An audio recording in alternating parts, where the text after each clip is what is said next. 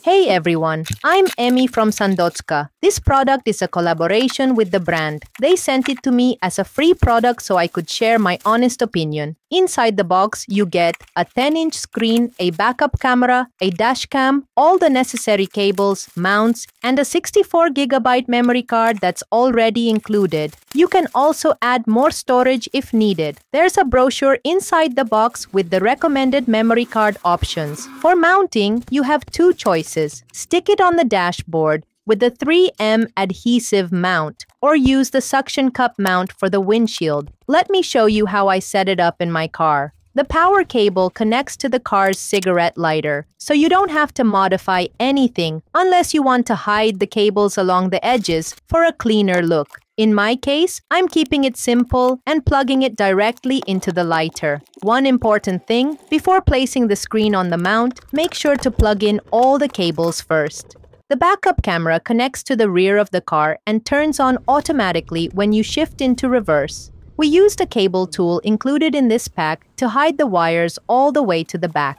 Honestly, this was the most complicated part of the installation. Now, let's check out the screen. It's really bright and sharp, with a 60Hz refresh rate and a 1600 by 600 resolution, so everything looks super smooth. It connects wirelessly to Apple CarPlay and Android Auto. No extra cables needed. I paired it with my Bluetooth in just a few seconds. Super easy. It also has voice control, so you can ask Siri or Google Assistant to make calls, play music, or open map without touching the screen. Now, let's check out the cameras.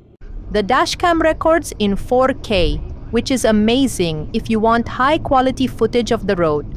And in this test, the camera still has the protective film on. The backup camera is 1080p, and you can adjust the parking guidelines to fit your car. For audio, you've got three options. Bluetooth for a wireless connection, AUX if you prefer a direct plug-in, or FM transmission to sync with your car's speakers. Navigation works perfectly. Google Maps and Waze run with real-time GPS tracking, and the directions play through your car's speakers or the built-in speaker on the screen. The 64GB SD card lets you save all your videos, and you can easily transfer them to your computer or delete the ones you don't need. I also love having GPS in my car without using my phone. I used to keep my phone in the CD slot, which blocked the radio and was a hassle to adjust. Hope this info was helpful. See you in the next one.